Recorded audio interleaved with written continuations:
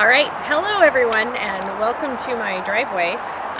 Today is a video about how to use the aerosol boron nitride spray, which is also called ZYP. There are other brands of boron nitride sprays. I have not tested them, so use at your own risk if it's a different brand. I know there are some that don't work well for glass casting, and they're primarily meant for metal casting, and they have less boron nitride separator in them, and they don't work well with ceramic molds. So ZYP is the brand that I use. The reason why I use the ZYP on our molds is because they are fully vitrified, which means they're not porous and they don't absorb water. So when you try to kiln wash them, the water just runs off with the kiln wash, and it doesn't actually deposit a layer of kiln wash or separator on your ceramic mold.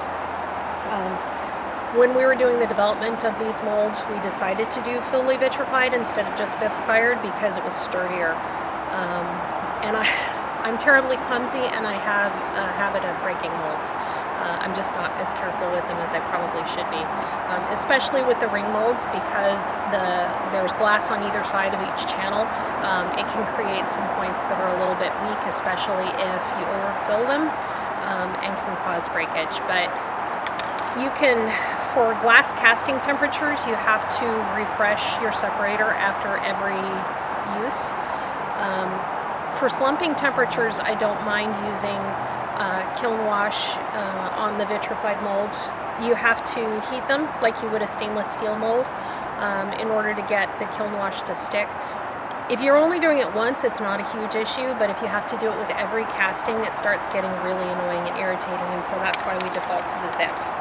So wearing a mask is important. I do the ZYP outside because I don't want to contaminate my studio. I also use a box to catch any overspray. And we're going to do a couple molds today. We're going to do a ring mold, a triquetra, and a leaf mold. So you don't want to breathe this stuff, so be sure and put your mask on before you spray. There's a mixing ball inside the can. You need to shake it for 60 seconds after the mixing ball starts moving.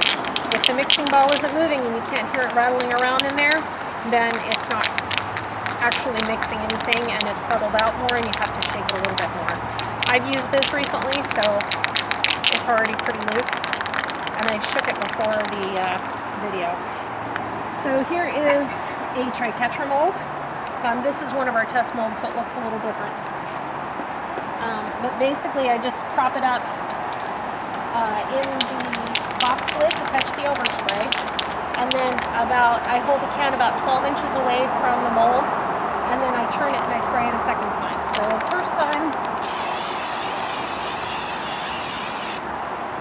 spray it, let it dry for a couple of seconds before you turn it.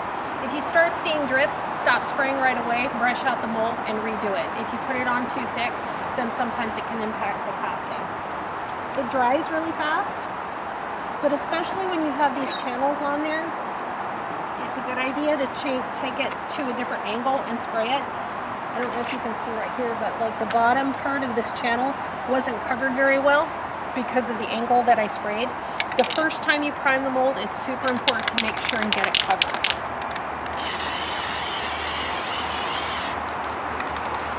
So that is sufficient for this one. I stopped before it started dripping, which is good. And now we're going to do our ring mold.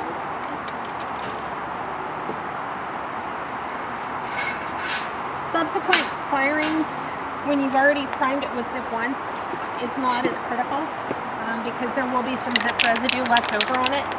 I use a soft tire detailing brush to clean in between sprays of ZYP.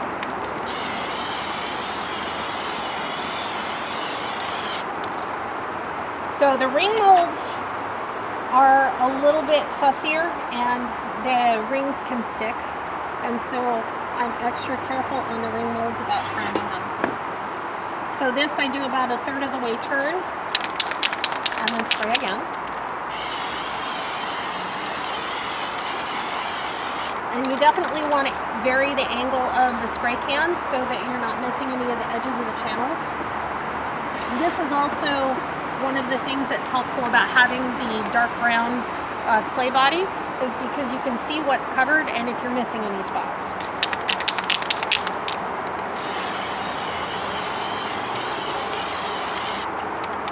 Okay, so this one is now ready. And let's do a leaf.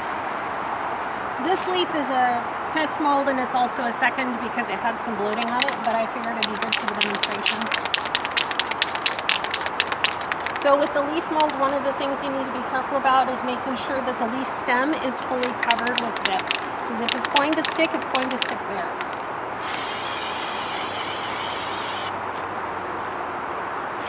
Once again, rotate it. It still looks a little bit wet in some spots, so I'm going to let it dry for a moment before I spray the next coat. It didn't start dripping, but it does look a little wet. So.